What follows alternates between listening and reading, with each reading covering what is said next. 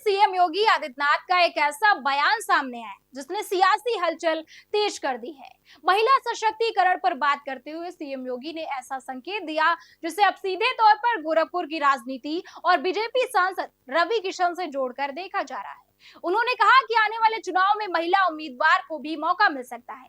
इसके साथ ही उन्होंने यह भी कहा कि लोग चाहते हैं कि अब उन्हें छुट्टी मिल जाए। मुख्यमंत्री का यह बयान अब चर्चा का विषय बन गया है। नमस्कार, आप देख रहे हैं निशा समाचार और मैं हूं आपके साथ शुभ शुक्ला।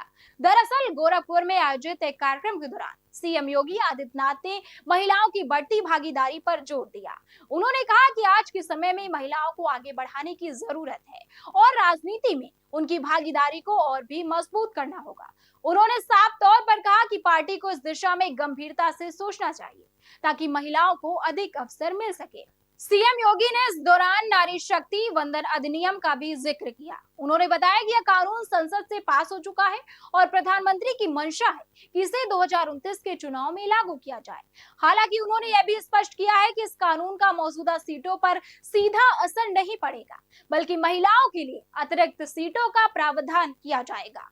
कार्यक्रम के दौरान सीएम योगी ने मदन मोहन मालवीय प्रौद्योगिकी विश्वविद्यालय में 144 बेड के बालिका छात्रावास का शिलान्यास किया। इसके साथ ही उन्होंने साइबर फोरेंसिक रिसर्च लैब का उद्घाटन भी किया और रिसर्च एक्सीलेंस अवार्ड वितरित किए।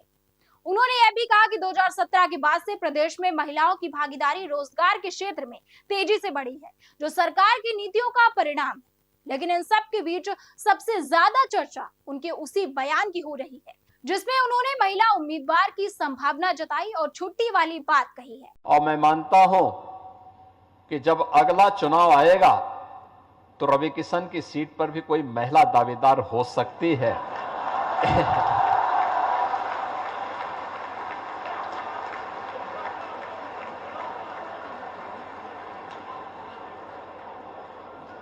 देखिए, लोग चाहते हैं कि आपसे छुट्टी मिल जाए।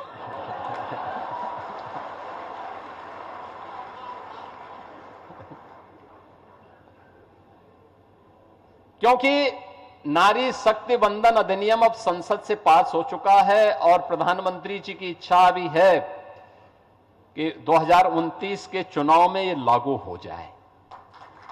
क्योंकि गोरखपुर वही सीट है जहां से फिल्म अभिनेता से नेता बने रवि किशन सांसद हैं। ऐसे में इस बयान को अब उनके राजनीतिक भविष्य से जोड़कर देखा जा रहा है। राजनीति में अक्सर सीधे तौर पर कुछ भी नहीं कहा जाता, लेकिन इशारों में बहुत कुछ समझा दिया जाता है। योगी आदित्यनाथ का ये बयान भी कुछ ऐसा ही नजर आ रहा है। अब सवाल ये उठ रहा है कि आने वाले चुनाव में इस सीट पर कोई बदलाव देखने को मिलेगा या फिर यह सिर्फ महिला सशक्तिकरण को लेकर दिया गया एक सामान्य बयान था। फिलहाल किसी भी तरह की आधिकारिक पुष्टि नहीं हुई है, लेकिन इतना तो जरूर है कि मुख्यमंत्री के इस बयान ने गोरखपुर की राजनीति को एक बार फिर से सुर्खियों में ला दिया है। अब नजर इस बात पर है कि आने वाले समय में पार्टी इस सीट को लेकर क्या फैसला करती है। तब तक के लिए बने रहिए हमारे साथ और देखते रहिए निशा समाचार।